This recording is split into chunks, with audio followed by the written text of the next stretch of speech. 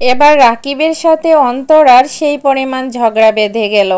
রাকিব থাইল্যান্ডের একটা মেয়ের সাথে সম্পর্ক করেছে এবং জড়িয়ে ধরে ছবি করেছে, ভিডিও করেছে এবং সেটা অন্তরা দেখতে পেয়ে বলছে এই মেয়েটা কে। আর সরাসরি রাকিব বলে ফেললো যে এটা আমার থাইল্যান্ডের গার্লফ্রেন্ড। যাই হোক, একথা শুনে কিন্তু অন্তরা অনেক বেশি মন খারাপ করেছে এবং রাকিবের সাথে অনেক বেশি পরিমাণ ঝগড়া করেছে।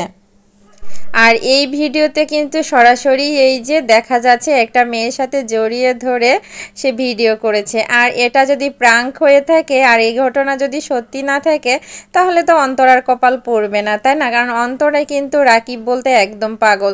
রাকিব ছাড়া অন্তরা কিচ্ছু বোঝে না, আবার অন্তরা কিন্তু রাকিব ছাড়া কিচ্ছু বোঝে না। যাই হোক, রাকিব অন্তরা ছাড়া কিছু বোঝে না, দুজন দুজনকে কিন্তু অনেক বেশি পরিমাণ ভালোবাসে।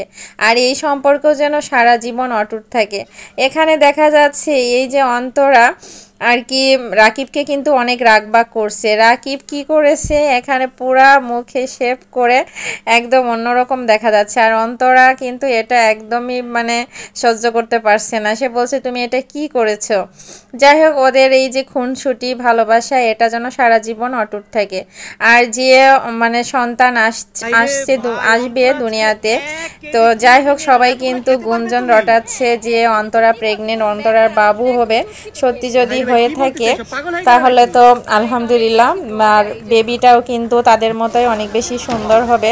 আর তারা যে বাংলাদেশের বড় ইউটিউবার, তো বড় হলে কিন্তু বাবা মায়ের মতো বড় ইউটিউবারই হবে। যাই হোক ভিউয়ার্স, রাকিব অন্তরার ভিডিও কার কার ভালো লাগে অবশ্যই কিন্তু সবাই জানাবেন। হাজব্যান্ড ওয়াইফের মধ্যে ঝগড়াঝাটি হতেই পারে, এটা স্বাভাবিক ব্যাপার। রাকিবের সাথে অন্তরার কিন্তু ঝগড়াঝাটি হয় এবং খুব দীর্ঘস্থায়ীভাবে কিন্তু এই ঝগড়াঝাটিটা থাকে না, খুব সাময়িক সময়ে আর কি থাকে তাদের ঝগড়াঝাটিটা। আর ভিডিওর মাধ্যমে কিন্তু এগুলা বোঝা যায়। Happy anniversary! দেখো, অ্যানিভার্সারি উপলক্ষে তোমার জন্য আমি কত সুন্দর ফুল নিয়ে আসছি। ওয়াও, অনেক বেশি সুন্দর হয়েছে, থ্যাংক ইউ। ওয়েলকাম। এই আমাকে কয়েকটা ছবি তুলে দাও তো। হ্যাঁ দিচ্ছি এখন। এই কি হলো, তোমার মন খারাপ কেন?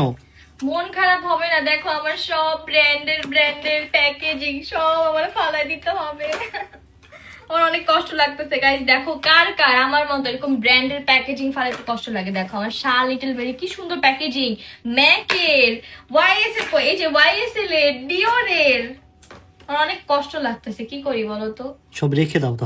Welcome to my daily life blogs. তো ট্রিপে যাওয়ার আগে আজকে আমি যাব সেলনে, তাও আবার আমার হেয়ার ট্রিটমেন্ট নেওয়ার জন্য। তো সকাল সকাল ঘুম থেকে আমি উঠে চলে আসলাম ওমেন্স কেয়ার। আমার সাথে আরো ছিল আমার ননাস, ননদ আর আমার ভাগ্নি। এসে আমরা দেখে নিলাম যে আসলে এখান থেকে কোন ট্রিটমেন্টটা নিলে আমার হেয়ারের জন্য বেস্ট হবে। আমি ডিসাইড করলাম আমি নিব ব্রাজিলিয়ান বোটক্স ট্রিটমেন্ট। তো ট্রিটমেন্ট নেওয়ার আগে এখানে ওনার আপু আমার হেয়ারটা সুন্দর মতো চেক করে নিচ্ছিল। তারপরে আমাকে নিয়ে যাওয়া হলো হেয়ার ওয়াশ করার জন্য। হেয়ার ওয়াশের পর এখানে আমার হেয়ারটা ড্রাই করে নিচ্ছি। আর তারপরেই অ্যাপ্লাই করা শুরু করে দিল ফার্স্ট মেডিসিনটা। আমি এই ট্রিটমেন্টটা নিচ্ছিলাম কারণ আমার হেয়ার অনেক বেশি রাফ এন্ড ফ্রিজি হয়ে গিয়েছিল। সো আমি অনেক বেশি এক্সাইটেড ছিলাম এটার ফাইনাল রেজাল্টটা দেখার জন্য। তো এখানে খাওয়া দাওয়া শেষ করে আমার হেয়ারটা আবার ওয়াশ করে তারপরে এখন আবার চলে আসলাম ড্রাই করার জন্য। আর এর মধ্যে আমাদেরকে দিয়ে দিল নাস্তা। আমি এখানে চা খাচ্ছিলাম আর এর পাশাপাশি আমার হেয়ারের বাকি কাজগুলো হচ্ছিল। এখানে সুন্দর মতো আমার হেয়ারটা স্ট্রেটনার দিয়ে টেনে নিল, তারপরে অ্যাপ্লাই করে ফেললো সেকেন্ড মেডিসিনটা। পার্সোনালি তাদের কাজগুলো আমার খুবই ভালো লেগেছিল কারণ তারা প্রত্যেকটা কাজ খুবই সুন্দর ধরে ধরে